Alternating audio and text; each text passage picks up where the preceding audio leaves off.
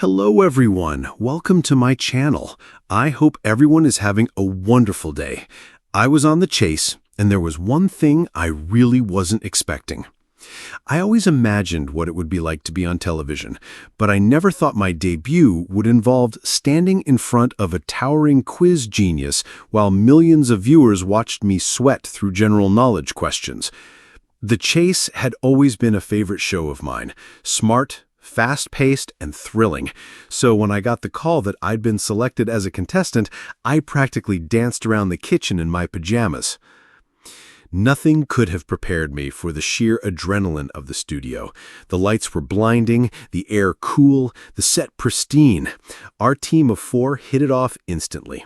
There was Clive, a retired policeman with a sharp wit, Amira, a biology teacher who wore cosmic earrings, Josh, a 19-year-old student who looked like he'd wandered in from a skate park, and then there was me, Emma, a 34-year-old librarian who had spent the last week memorizing trivia about Olympic mascots, Shakespeare's lesser-known plays, and world capitals.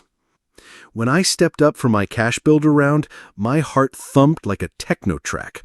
Bradley Walsh smiled warmly at me, and I somehow managed to get 7 right. "Not bad at all," Bradley winked. "Let's see who you're up against." The lights dimmed. The dramatic music played. The screen flashed through the faces of the chasers, the Beast, the Governess, the Sinner Man, the Vixen, the Dark Destroyer. And then, like a slow-motion movie scene, the screen froze on a new face. "Wait, what?" "This," Bradley announced, "is the Enigma, the newest chaser, debuting today." Cue gasps from the audience, including mine. She walked out with the kind of confidence you can't fake. Tall, draped in an emerald green suit, with a mysterious smile that felt both charming and slightly dangerous. Her real name was Dr. Lena Wolf, apparently a former cryptologist for MI6. My hobbies include solving unsolvable codes, memorizing ancient poetry, and ruining contestants' dreams, she said, her voice velvety and calm. Not intimidating at all. The head-to-head was brutal. I went low, yes, I admit it. The 1,000-pound offer looked like cowardice to some, but in that moment it felt like strategic genius. I answered the first 2 correctly, stumbled on a question about 18th century maritime law, who wouldn't, and just barely squeaked past thanks to a guess about the chemical symbol for molybdenum. It's MO, in case you're wondering. You're welcome. Back at the desk, I was shaking with relief when something strange happened. The Enigma winked at me. Not a mocking wink. A genuine, knowing, conspiratorial wink. Later, as the game progressed and my teammates one by one got eliminated, R.I.P. Clive's dreams of Barbados, I sat alone in the final chase. Just me, one librarian, up against the Enigma. I gave it everything.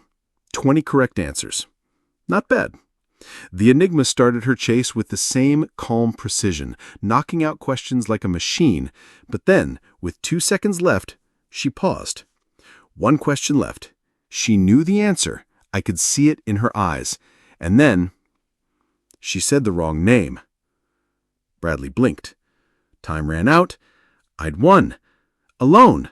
Against the new chaser. The crowd roared. But all I could think about was that look she gave me as she walked off stage. A half smile. Like she'd let me win. Like the whole thing was part of something bigger. I got my check, smiled for the cameras, and went home. But every now and then, I still wonder, did I really beat the Enigma? Or did she choose to lose? And somewhere in the quiet of my flat, I keep expecting a coded envelope to arrive.